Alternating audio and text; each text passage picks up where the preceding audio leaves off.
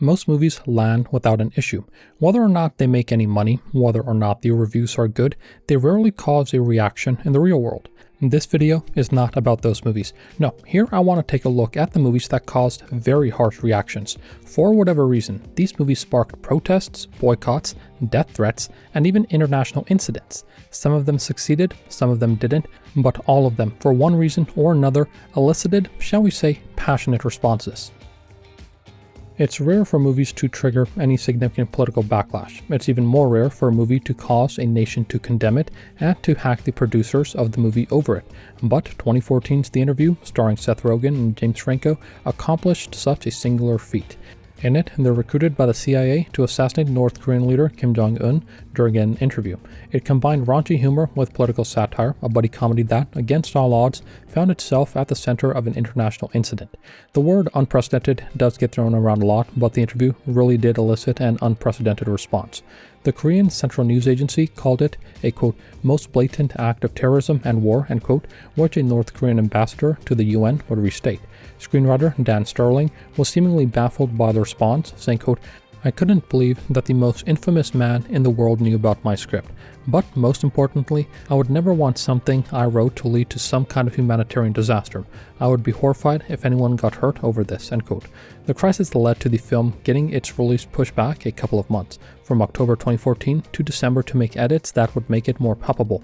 But then, in November, Sony suffered a major hack by the Guardians of Peace, or Lazarus Group, which the DOJ links to North Korea. It was through the leaks that we learned that Sony CEO Kazuo Hirai pressured Amy Pascal to soften the movie and also shed some light on studio politics, always a fascinating topic. The group also threatened terrorist attacks on theaters that showed the film. The threat worked. The wide release was cancelled as movie theaters began pulling showings over safety concerns.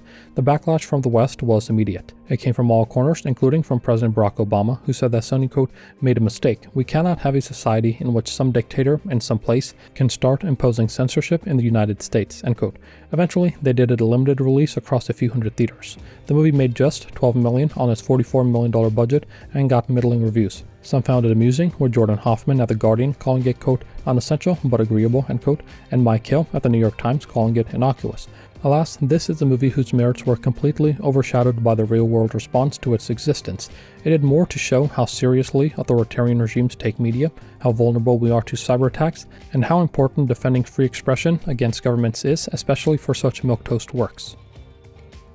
Todd Phillips' 2019 film, Joker, reimagined Batman's most famous villain as Arthur Fleck, a struggling comedian and mentally ill man living with his mom in Gotham City, which, as always, is shown as a hellscape. Joaquin Phoenix put himself through literal hell for this role. Seriously, it's pretty intense. The guy lost 52 pounds just to get this done. Sounds miserable, but hey, it did win him an Academy Award for Best Actor. This is a very character-driven film, a neo-noir that drew heavily on movies like Taxi Driver and The King of Comedy. It was set apart from the rest of the DC universe, exploring themes of mental illness, social inequality, delusions of grandeur, and the creation of an icon. While the movie got standing ovations when it debuted, it raised concerns with the United States Army of all institutions. To be fair, there was some cause for concern. On July 20th, 2012, 24-year-old James Egan Holmes killed 12 people and injured dozens more during a midnight screening of The Dark Knight Rises in Aurora, Colorado. A couple of federal officers said that he had dyed his hair red and called himself the Joker, though the DA later said that that was false. The Army, according to an IO9 article in 2019, stated in a memo, quote, by senior officials in the U.S. Army's Criminal Investigations Division, stated that the Army had obtained credible intelligence from Texas law enforcement officials pertaining to disturbing and very specific chatter on the dark web regarding the targeting of an unknown movie theater during the release, end quote. That said, the FBI and DHS found no cause for concern. Critics, similar to how they reacted with violence in Sam Peckinpah's The Wild Bunch, were worried that the sympathetic portrayal of the Joker, alongside themes of rejection and revenge, would resonate with people prone to violent attacks and perhaps make them lash out. Movie theaters implemented increased security measures and some banned costumes during screenings. Phoenix and director Todd Phillips were exasperated by the reaction, to say the least. Ultimately, there wasn't any violent reaction. Rather, the movie was a massive hit, clocking more than $1 billion on a tiny budget. It transcended typical comic book movie boundaries with decent reviews from critics and acclaim from audiences. It also got a sequel. The less said about that one, though, the better. Walter Hill's 1979 masterpiece, The Warriors, is one hell of a film. It follows a New York City gang who, after getting blamed for the murder of another gang's leader, need to travel back to Coney Island, ideally in one piece. It was based on Sol Yurick's novel of the same name, which itself is inspired by Xenophon's Anabasis, which is often called the March of the 10,000. The movie's portrayal of a New York City turned over to crime was not far off from what people have to say about the 1970s era, a time when Manhattan and its boroughs were the portrait of urban decay, careening towards bankruptcy. There was some initial controversy because people thought that the movie glorified gang violence and could potentially incite real-world gang activity. Well, look, most of the movies on this list, people protested and got into a huff over. This time, it turns out that there was, in fact, some smoke and fire. The weekend after it came out, there were outbreaks of violence and vandalism, resulting in 3 killings. Quoting Robin Herman in a February 23, 1979 article in the New York Times, quote, "In California last week, 2 youths were slain in fights at 2 theaters showing the film, and in Boston, a teenager was stabbed to death by an acquaintance who had just seen the movie," end quote. Paramount wound up paying for additional guards that theaters needed, though said that only a few actually canceled showings. According to Walter Hill, quote, "I think the reason why there were some violent incidents is really very simple. The movie was very popular with the street gangs, especially young men, a lot of whom had very strong feelings about each other, and suddenly they all went to the movies together. They looked across the aisle and there were the guys they didn't like, so there were a lot of incidents. And also the movie itself is rambunctious. I would certainly say that," end quote.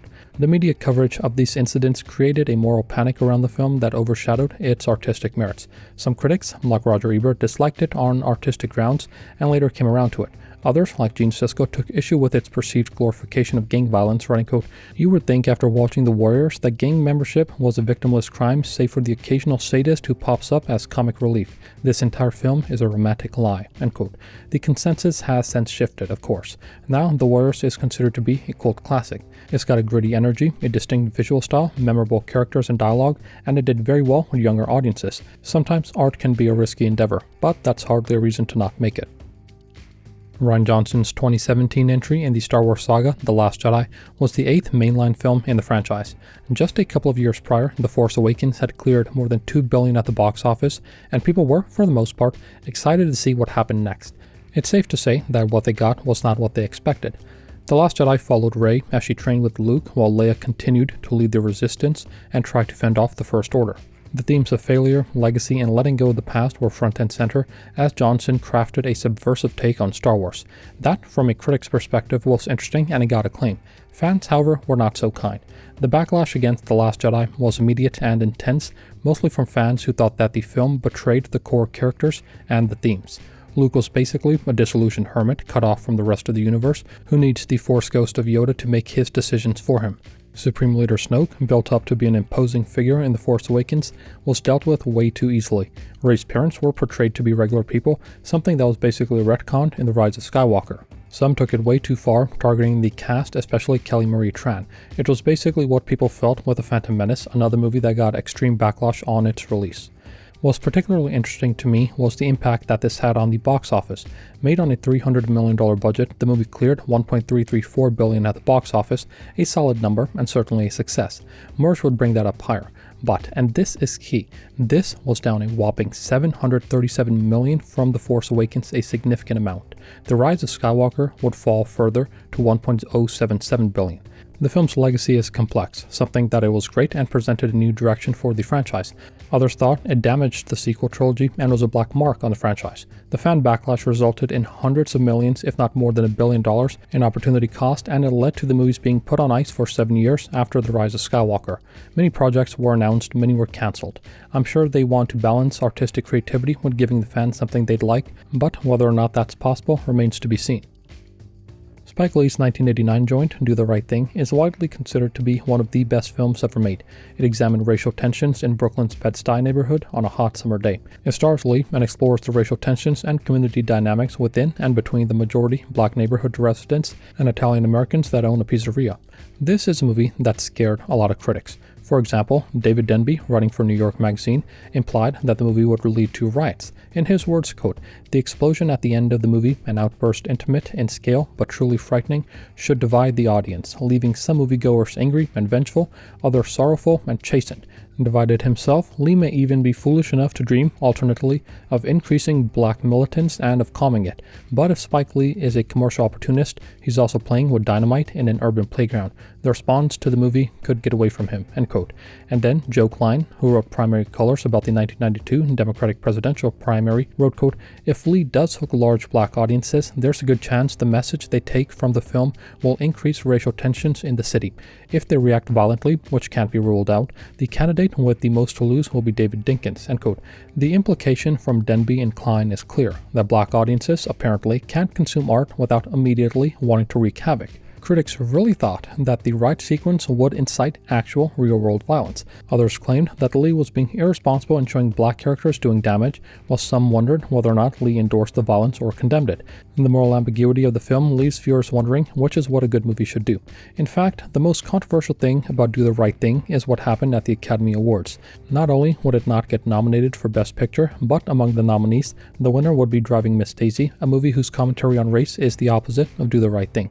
Roger Ebert, who, along with Gene Siskel, hailed it as the best film in 1989, probably had the best reply to the critics, quote, "Some of the advanced articles about this movie have suggested that it is an incitement to racial violence. Those articles say more about their authors than the movie," end quote. He's right about that. The movie was a financial and critical success, and it's widely considered to be Lee's best film. When Disney's live-action adaptation of Snow White was announced, people let out what, I'm sure, was a collective groan. The studio's strategy of reimagining their classic animated films for new audiences has been met with more than a little disdain, though considering they've made $12.2 billion on $3.3 billion so far, this seems to be one of those cases where the people that hate it really hate it, while most people don't really care. Irrespective, choosing to remake the 1937 classic was certainly an interesting choice. This isn't a movie that people have a lot of nostalgia for, certainly not the kind that they have for movies released during the Disney Renaissance. Mark Webb, who directed the Amazing Spider-Man movies, helmed this one. I'm sure Disney was hoping for a billion-dollar blowout like they had with Beauty and the Beast and The Lion King. Alas, the movie pretty much ran aground before it was even released. Snow White was embroiled in numerous controversies that plagued the production, but more so the marketing. The casting of Rachel Zegler, a Latina actress, as Snow White sparked heated debates about representation and fidelity to the source material. Additional backlash emerged when she made comments about the original film's romantic elements and her character's agency, which were perceived as dismissive of the classic. The film also faced criticism over its use of CGI dwarfs instead of actors with dwarfism. Peter Dinklage criticized Disney for making a, quote, backward story about 7 dwarfs living in a cave together, end quote. But the decision to make the dwarf CGI was also met with backlash because it denied an opportunity for actors with dwarfism to get those parts. And then the inclusion of Gal Gadot as the evil queen led to further boycotts thanks to her pro-Israel stance. It is, frankly, impressive how many people Disney managed to offend, and I think it's worth studying. The persistent turmoil hampered the movie, but that was simply the cherry on top. See, great movies can get past controversy, but critics derided it, with The Guardian's Peter Bradshaw writing, quote, with tiresome pseudo-progressive additions that tie the whole thing in knots, this is a waste of estimable entertainers like Rachel Zegler and Gal Gadot, end quote. The movie made $205 million on a budget of as high as $270 million, an unqualified disaster. The backlash had significant repercussions. First, Disney canceled a live-action adaptation of Tangled. It led to harassment for both Zegler and Gadot, and the catastrophic box office could impact their career prospects, though that remains to be seen. It might also force Disney to reconsider their approach to beloved properties. Don't get me wrong, they're still going to make them because they make bank, but perhaps they'll be more thoughtful about them going forward. Kevin Smith's 1999 film, Dogma, is a religious satire that follows 2 fallen angels, Bartleby and Loki, played by Ben Affleck and Matt Damon, who discover a loophole that would allow them to return to heaven, but would also unmake all of creation. It had a stacked cast, including George Carlin, Linda Fiorentino, Alan Rickman, Chris Rock, Salma Hayek, and Alanis Morissette as God. Smith drew on his own Catholic upbringing and crafted it as a comedy and exploration of the faith. I think it hardly needs to be said whence the backlash came from. Catholic organizers, especially the Catholic League, organized protests and called for boycotts before the film's release. But while most protests came after the fact, the Catholic League decided to get a jump on theirs. Smith, in his own words, thought that he was going to be safe from these protests. In an interview with Steve Penhallow for the Journal-Gazette, he said, quote, "People objected to Last Temptation of Christ because it attributed the behavior of a normal man to the Son of God. I thought, no problem, Last Temptation of Christ was a drama. I'm making a comedy. For the most part, comedies don't draw protests," end quote. How wrong he was. After he had made the movie and it was bought up by the Weinsteins, the protests ramped up. Now, the Weinsteins are, for lack of a better phrase, terrible human beings, especially Harvey, who resembles nothing so much as an orc. But, according to Smith, quote, "Several of the letters were very anti-Semitic. One that sticks out in my mind said, 'You Jews better take the money you stole from us and invest in flak jackets because we're coming after you with guns. Apparently, there are a lot of Christians out there who aren't very Christian,' end quote. He would later accuse the Catholic League and its president, William Donahue, for going after him, the Weinsteins and Disney, which owned Miramax, for publicity. He later recounted that Donahue's secretary reached out to him because Donahue actually wanted to watch the movie and, quote, "talk about it intelligently," end quote. It makes one wonder, as Smith did, what he was actually doing for all that time. He found the backlash amusing and actually joined a protest on November 12, 1999. Despite the backlash, it was all upside for Smith. The movie got solid reviews. Roger Ebert gave it a 3.5 out of 4 stars and wrote, quote, "Kevin Smith has made a movie that reflects the spirit in which many Catholics regard their church. He has positioned his comedy on the balance line between theological rigidity and secular reality, which is where so many Catholics find themselves. He deals with eternal questions in terms of flawed characters who live now, today, in an imperfect world," end quote.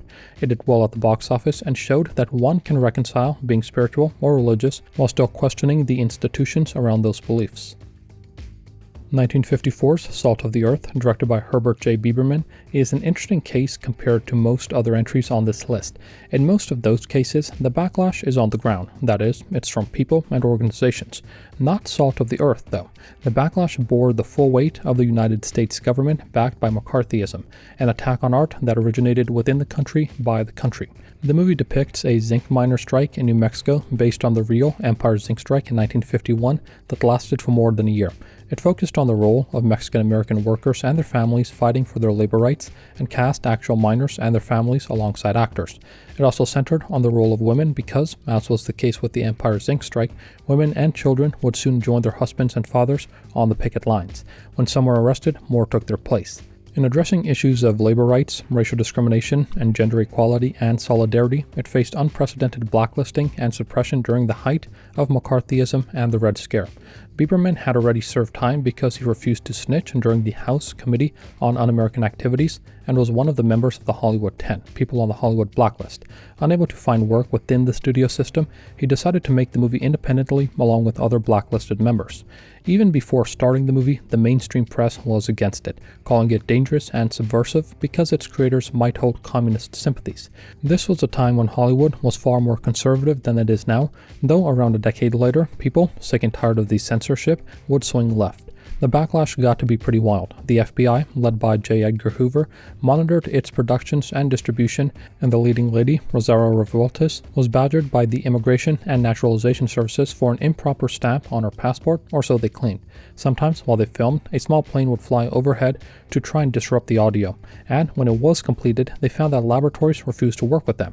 Producer Paul Jericho later said, quote, "I had to trot around the country with cans of films under my arms, putting the film through different labs under phony names. We had a lot of trouble, but we did complete the film despite the obstacles," end quote. And then, once it was done, theaters would refuse to play it. Unions came out against it. The House of Representatives came out against it. The American Legion threatened to boycott it. It did play in a few theaters, though. Pauline Kael called it, quote, "as clear a piece of communist propaganda as we have had in many years," end quote. By the late 60s and early 70s, though, it was rediscovered and hailed as a masterpiece, getting wider distribution and earning a spot on the National Film Registry. Now, its legacy is well secured, though it certainly took some time. D.W. Griffith's 1915 epic, The Birth of a Nation, is a technically innovative, yet morally reprehensible work. The 3-hour silent epic goes through the Civil War and Reconstruction era and centers around two families. It was a groundbreaking film at the time of its release, pioneering techniques like close-ups, crosscuts, orchestrated battle sequences, fades, the use of music to aid in the visuals, and more. But it was also a racist film, glorifying the Klan and showing African Americans through harmful stereotypes. Most of them were also white actors in blackface. The movie, like the book and the play it's adapted from, was controversial from the jump. The NAACP protested premieres of the film in multiple cities. Some cities refused to show the movie, though the protests were broadly unsuccessful. In fact, the movie became the highest-grossing film at the time and held that record for a couple of decades. William Monroe Trotter, a newspaper editor and civil rights activist, thought that the movie was going to worsen race relations. He was right about that. The movie glorified the Klan and increased its popularity.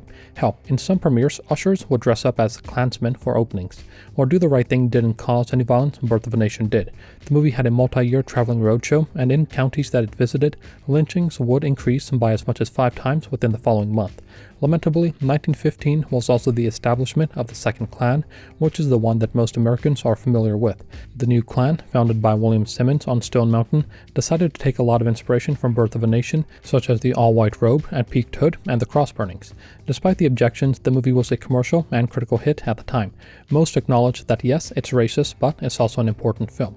It helped establish feature films as commercially viable and showed that they could be used to tell stories no matter what kind they are. Ebert probably has the best quote about it, quote, "The Birth of a Nation is not a bad film because it argues for evil. Like Riefenstahl's Triumph of the Will, it is a great film that argues for evil. To understand how it does so is to learn a great deal about film and even something about evil," end quote. It showed what we've known for a long time. Film can be a powerful tool.